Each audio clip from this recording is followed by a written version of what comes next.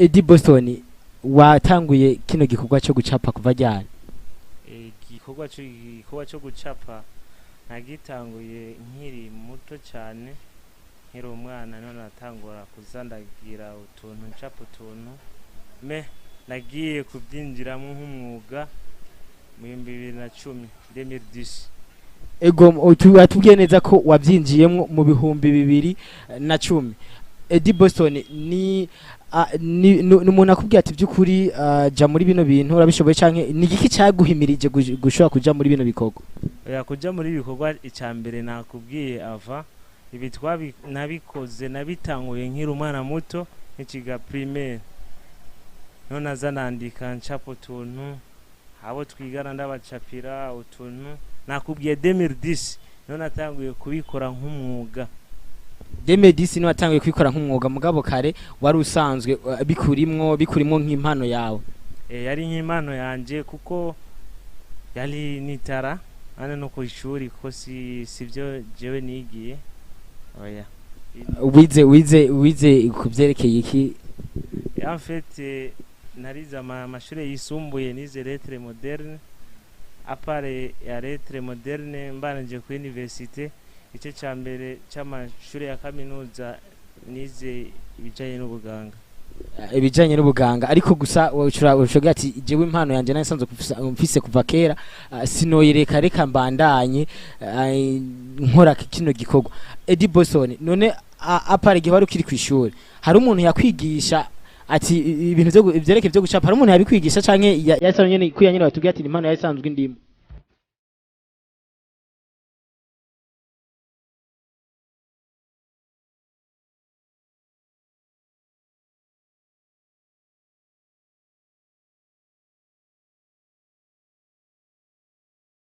Ndabaramukije bakunze b'Iciza Tv aho muri hose, ndayipfuriza kugira amahoro y'Imana aho muri hose. Nibutse ko wotagira subscribe ko bikora kugira ngo uzamukurikirana ibiganiro byose bica kuri Iciza Tv. Uno munsi rero nkuko mwamaze kwibona, uno munsi twatembereye ngaha nyene mu Rumonge, mu ntumbe kwerekana ibyiza dufise ngaha mu ntara yacu ya Rumonge, mu ntara nziza yacu ya Rumonge. Ariho aho twatembereye tugomba tuganire gato nabo twahasanze, no kanatsi baza kutubwira n'icyo basanzwe banakorera, banatubwire byinshi tutari dusanzwe tuzi na cyane ku bikorwa twasanze bariko barakora. Ndakuramukije. Miriwe. Ashaka kwidondora kwa nawe ko dukurikirana kavuga uriwe? Je mu bisanzwe ni Twanduwimana Jean Bosco, nkaba ndi umucapsi. Apare y'iryo zina Nduwimana Jean Bosco benshi banzi ku izina rya Eddie Boston. Eddie Boston nkuko mubyivugiye musanzwe muri abacapfi. Eddie Boston watanguye kino gikorwa cyo gucapa kuva ryari? Igikorwa cyo gucapa nagitanguye nkiri muto cyane, nkiri umwana none natangura kuzandagira utuntu ncapa utuntu nagiye kubyinjiramo nk'umwuga mu 2010 2010. Ego watubwiye neza ko wabyinjiyemo mu bihumbi 2010.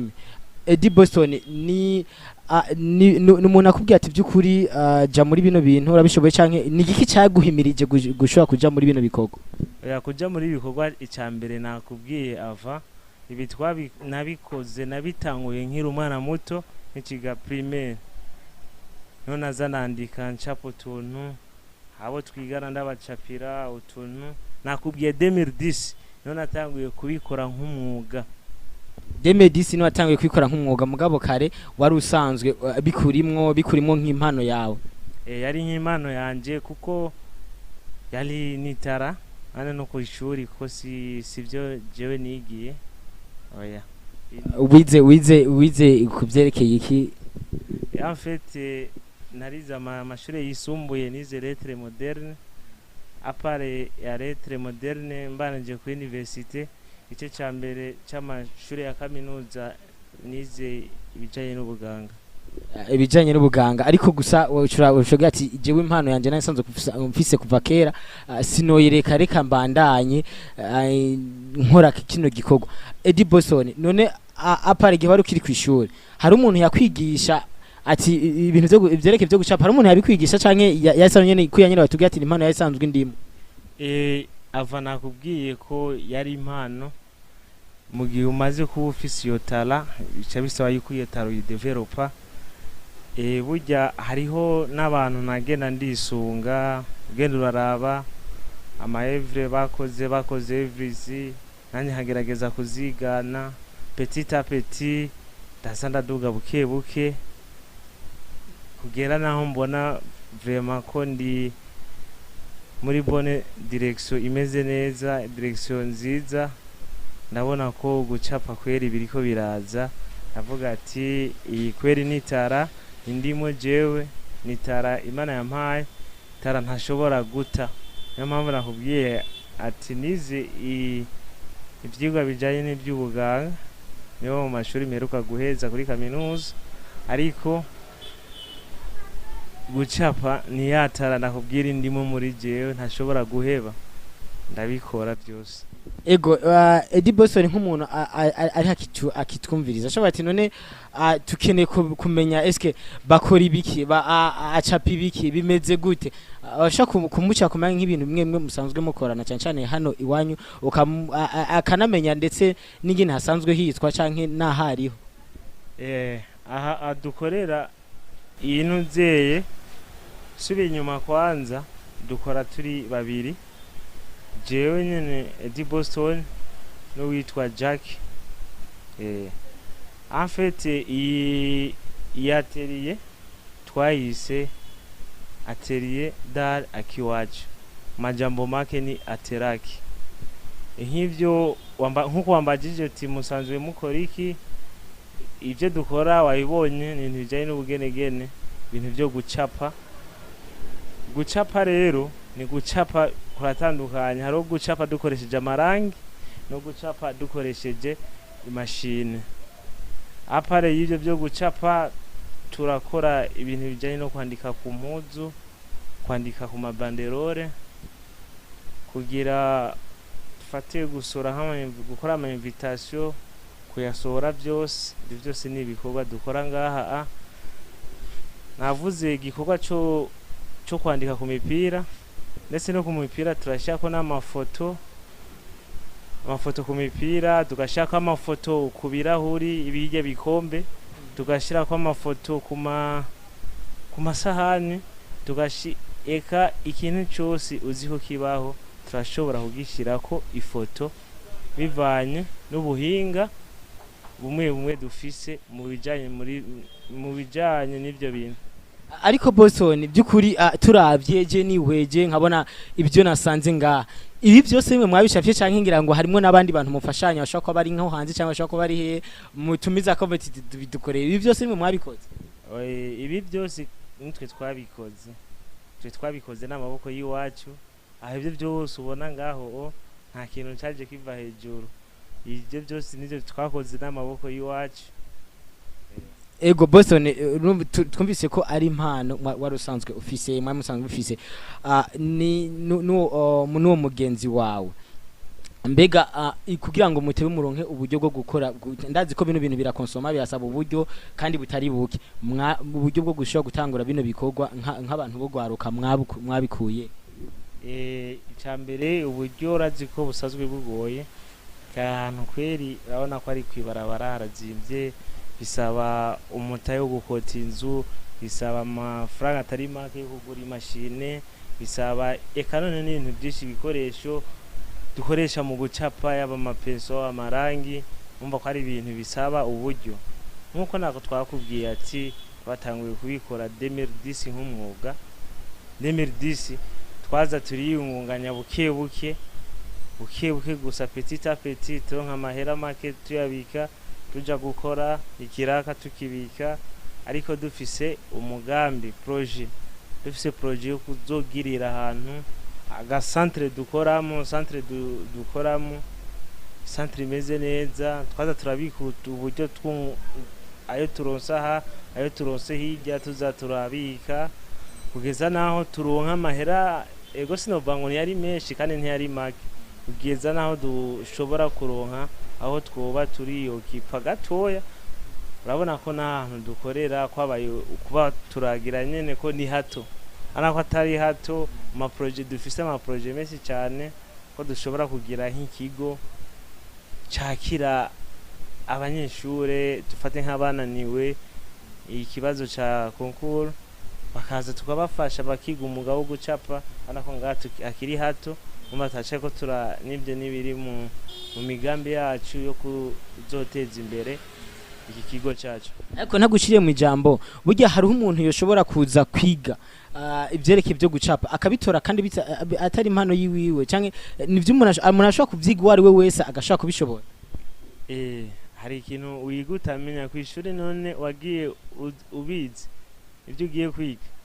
Ari umuntu ashobora kuvuga ati by'ukuri ugasanga nk'ikintu ari nk'ikintu uvuga ati by'ukuri kirafise bene cyo. Nk'akaruru dufate hariho abantu bamakora ibintu nyene kuvuga ati by'ukuri kino kintu ni mwene cyo naho ndi muntu yonashobora no kucigisha. Umviriza ikintu cyose ushize mubwira ugashiramo inguvu nukuri urakimenya uraciguka kimenya ikintu mu kuciga kwanza mwanzo ukagikunda ukanagihebera n'umwanya apana byo gufata ngo uri kuriga uyeyembya ikintu ukunda ushaka kumenya uragihebera umwanya kandi umaze guhebera umwanya uraciguka ndazi urakimenya. Ego Mese Boston nagwana kubaze haruhande bibikorwa mukora abantu bakaza burya hariho amahiganwa muhora mujamo kuvyerekeye byo gucapa canke hari amahiganwa maze kujamo. Amahisumba samahiganwa guhiganwa hari abamahiganwa nibyo bitwa amahayanishwa gurisha usanga yabaye nko mu gihugu cyose bakagenda baratora mu ntara abazogenda baraserukira intara gahurira mu Bujumbura canke handi hantu mu indi ntara yo hagati mu gihugu baba batoye hama ugatanga ifoto ushobora uvuga uti ni foto ngomba guhayanisha no kugurisha ukayishira mu gihe baba bahaye teme mushobora gukorerako mba murayikorerako bakaca baselectiona les meilleures œuvres baba batoye bene nyene. Biramaze gushika mukagira bako ryo gushaka guserukira intara ya Rumonge maze kugira bako ryo gushaka guserukira intara ya Rumonge muvyerekeye ivyo vyihanisha gurisha. Twaragize inshuro zishika nka zine. Koreka mbana enda kubaza Edi Boston nize ntambamye umaze guhura nazo muri bino bikorwa. Raje ntacyo mutagiye ntambamye. Ukihora tangura haraho abantu bakubwira ati ntabyuzi ntabyo ushoboye ariko uri ukagerageza ugakora ntucike intege. Ariko ntagucire mu ijambo turi mu ntara Rumonge burya hari umuntu urakorera ikintu by'ukuri akavuga ati kino kintu ntacyo shimye ava nk'igitangura azo kwigitangura kwikurimenyereza nubwo atashima ushime yarashima bukiye havuga ati wagerageje hamwe hageze kuguriha nk'amahera akakugora nawe ukihangana kuko ikintu ukunda ntucugihebera ngaho nubwo uzurahura n'intambamyi urabandanya ugakora abantu ukazorakora haraba ko izo ntambamyi oza urazisimba. Twabonye hari amafoto meza mwacafye ngaha y'abantu vyama twabonye basanzwe baje burya nk'umuntu akuzane nk'ifoto ijya nini yakubwira ati je nkeneye yincapira ushaka kwicapa nko mu misi ngaha. Foto nahereye nko mu gatondo ndashaka kwicapa nka 2 jours canke iminsi 3 biravana na karite y'iyo foto ukuntu imeze n'ukuntu ikozwe. Dufate nk'izi nyene twabonye hazo burya basi mucapa intoze mucapa ifoto ziri bwoko bungaye. Ifoto ivana na dimension wewe ubushaka igipimo dufate hari nk'iza 70 130 40 70 60 80 ça dépend na dimension ubushaka. Okay Boston uri nkuko nakwanyene uri muri bamwe mu gwaruka bamaze gukura amaboko mu mpuzo bagakoresha impano yabo. Ni igiki bobwira nk'ugwaruka abantu bamwe usanga bafise nk'impano bicaranye mu mazu bicaranye mu mihira banka kuzigaragaza cyangwa bakore by'ukuri iki gisanzwe kibarimo cyangwa ngo bashobore kwiga umwuga na cyane nk'ino ntumbe nawe wafasha kuvuga ati je by'ukuri umwuga wo gucapa sino wuhemukira reka ndabandaye kandi uri banatubwiye ko wize iby'ubuganga ariko ukabandanya kuvuga ati jewe reka umuganda ukomeze.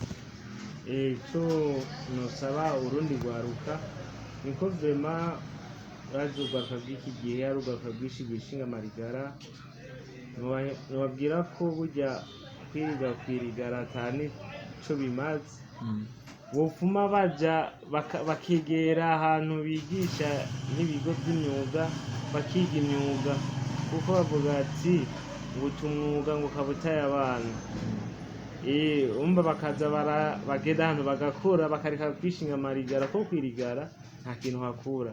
Kwirigara ni zijyana nzeye ahubwo usanga wahigiye ibindi bintu atari byiza, usanga wahigiye ibintu noneho yindi mico itari myiza, ariko iyo ugiye ahantu ukiga ikintu uragikora kandi ico kintu kirashobora kuguteza imbere. Ego watubwiye ko wamaze gutera intambwe uravye aho wavuye kuva mu 2010 nkuko avuze ati niho natanguye kino kikorwa nk'umwuga gushika ubu hari ibyo ubona bikibuze, hari ibyo ubona bikigorana. Bigorana irazi nta muntu yama yikwije nakubariye aha dukorera nako ari hato kweri ngaha ni hato cyane, bisaba yuko umuntu korondera ahantu tukagira ikigo kikaba centre nini yigisha ibijyanye n'ibi byo gucapa n'umwuga wo gucapa. Hama ibi nabyo tubura ni byinshi, turacabura ibintu byinshi. Nakubwiye ati apare yo gucapa ari ibintu biza birinjiranamo ibyo byo gushira amafoto ku mipira, amafoto ku birahuri, amafoto ku ntuzeye, ku bintu byinshi bitandukanye. Ibyo nabyo ntidukoresha inozeye, ntidukoresha amaboko kujya wabonye ndiko ndacapa nkoresha amaboko. Ibyo byo tukoresha imashini, dukoresha ubuhinga bwa none. Rero muri izo mashine hariho zimwe dufise n'izindi tutararonka bivanye n'uburyo dufise. Ni nk'icyo kintu nk'ubu ushobora gusaba nka leta cyangwa umuntu kanaka ashavuga ati je byukuri nk'iki kintu ndakironse cyangwa gize nk'umuntu akimfasha ko byo babyiza gusumba na kare nonatera imbere cyane gusoma umwuga wanje nawukomeza cyane.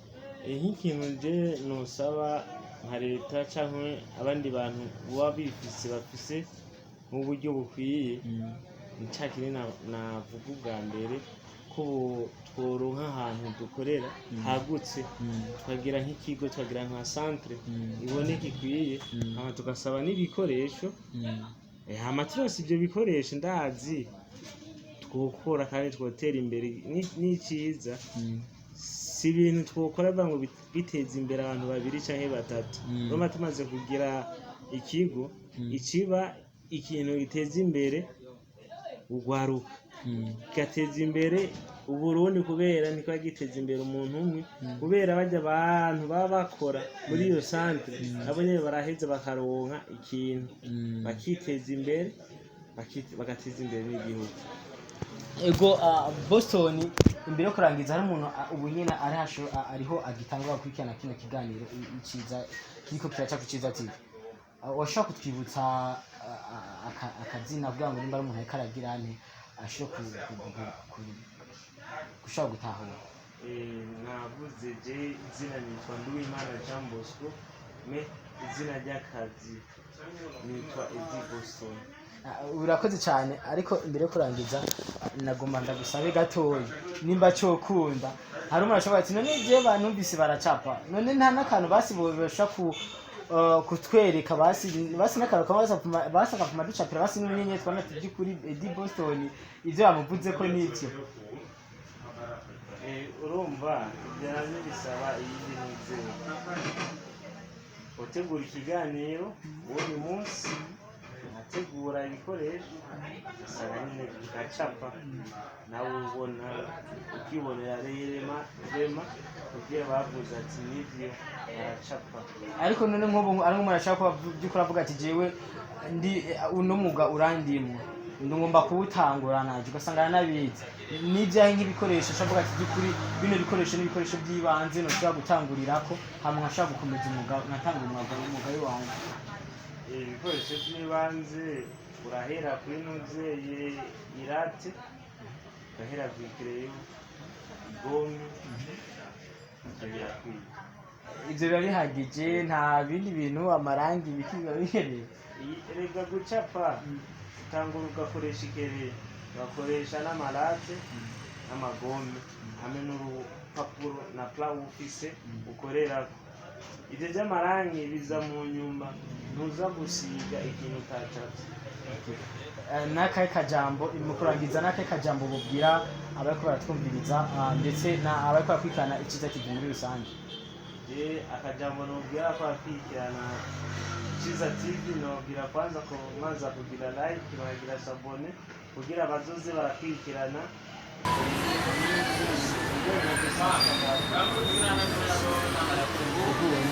ikintu ikindi nacyo wabwira nk'akaruriro ugwaruka iyindi mpanuro nayo batekerera.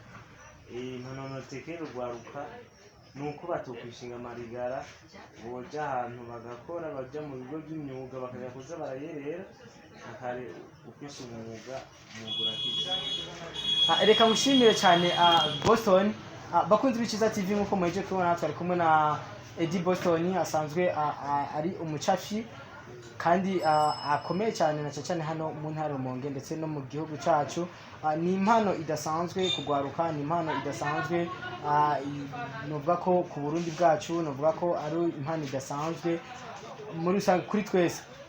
Nkushimire cyane Edi Boston ku mwanya mpaye hamano ngeshimire cyane ko ariko baradukurikirana mbasaba reka nshimire wowe maze kugira subscribe nawe utarayikora nk'ibisa ko woyikora kugira ngo uzobamukurikirana ibiganiro byose bica kuri Iciza TV. Ndangije n'abasezerano ndabwira ati ciao ciao.